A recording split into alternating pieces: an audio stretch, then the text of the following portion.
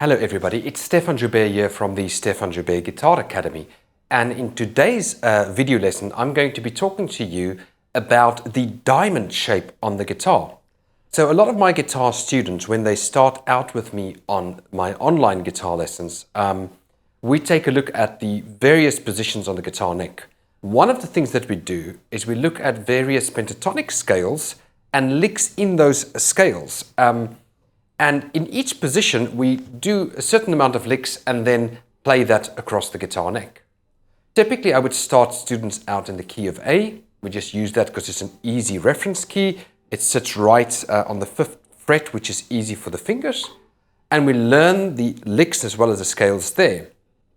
One difficulty that I have found is when we start moving things to other keys, people do get lost.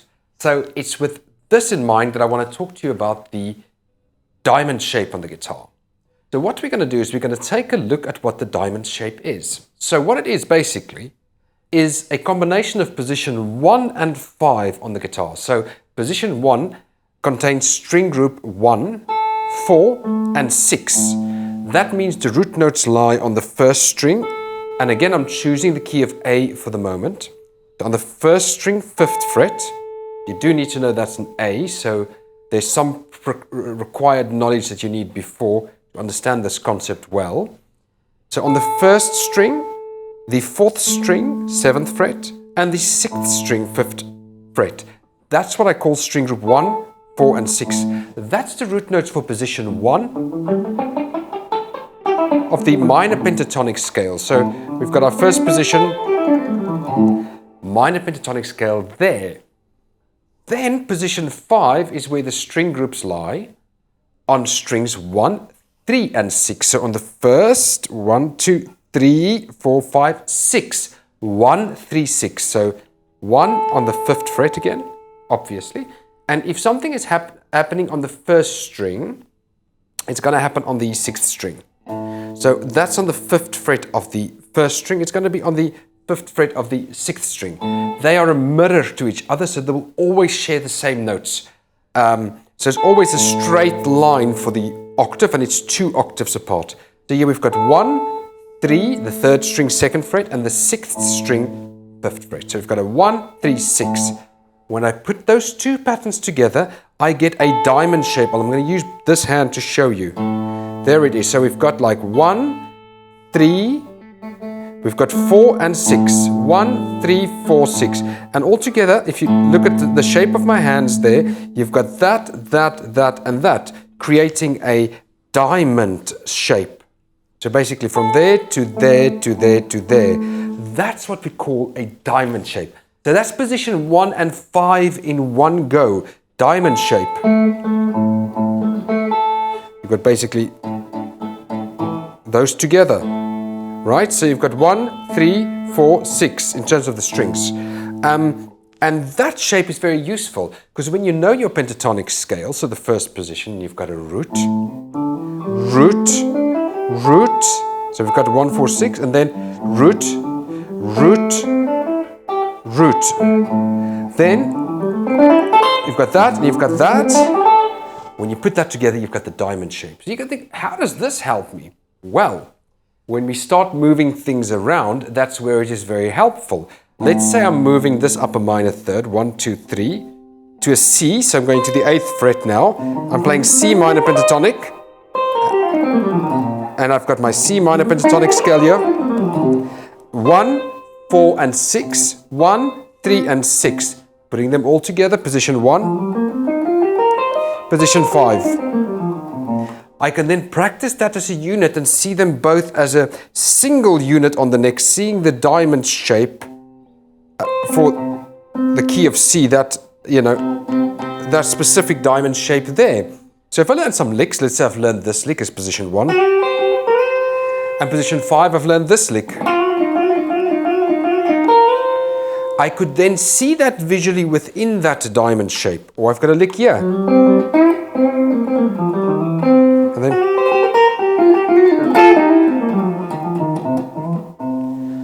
so then if I move that up a minor third to E flat, I've got 1, 4, 6 there, giving me my first position of the E flat minor pentatonic scale, and I've got my 1, 3, 6 there, together forming a diamond shape again. You can see it there, goes like that, little diamond shape.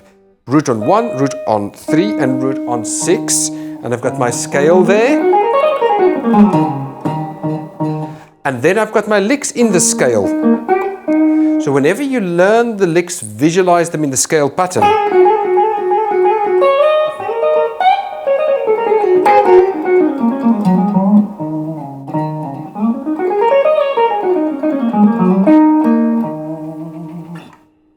So that's the power of that diamond shape.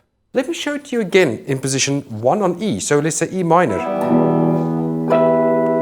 So we've got 1, 4, 6 here, position 1, 1, 3, 6 here, position 5, all together, diamond shape. You see it's there and there. This is a diamond little shape. So you can see if I put it all together, you're going to have this. Can you see that diamond shape there? And then of course we've got the scale.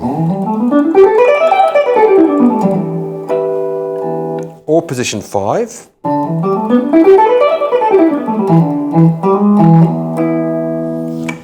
And then that gives us the diamond shape. So again, if I learn a lick, and I've got another lick there, or another lick here, I can learn that all together. So I learned the lick in the first position.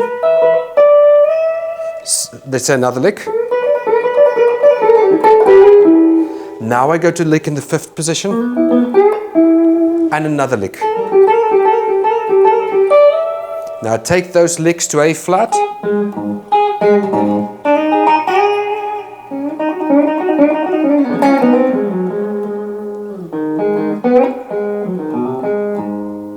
And I can see basically the 1, 3, 6 and 1, 4, 6 is a unit creating a diamond shape. So thank you so much for listening to me. Please do leave a thumbs up to me. Please do subscribe. Please do share with a friend. If you're looking for excellent quality lessons, you can always contact me. I can set up a first appointment. We can get to meet and I can see if I can help you take your guitar playing forward. The most important thing when you practice the instrument or when you learn is to have a structure, a system and a plan to do the same thing day in, day out. Don't deviate and be willing to do the grind. Be willing to do the same work every day. What I see a lot of people do wrong is they just want to play music and they just want to become wonderful at playing the instrument. And you know, if I can use this as an analogy for what it will take from year to play wonderful, people want to start out here, but they're not willing to do this grind. So what happens is people skip the grind and they start working on stuff that's too difficult for them. And then they wonder why they can't really play things well. If you're not willing to do what it takes, then unfortunately you're always going to get mediocre results. So if you want to have great results, be willing to do the grind, be willing to sit there and say to yourself, okay, we're now doing B minor pentatonic scale, we're doing the diamond shape, and I'm practicing and I'm going down, up, down, up, down, up, or for example, flat 3, 4, 5, flat 7th, root minor 3rd. This is my root note, minor 7th. Sitting there doing the grind, the hard work, the work no one else wants to do. That's how you become great at playing the guitar. So don't fool around, go for it, get great education if you feel you lack education, but do the work in a step-by-step fashion, because little by little, success will be yours if you're willing to do the practice and the work. So thank you again for listening. Have a fantastic time wherever you are in the world, a great day, great evening, great morning, and I'll speak to you again in the next video. Thank you as always for listening to me. Goodbye.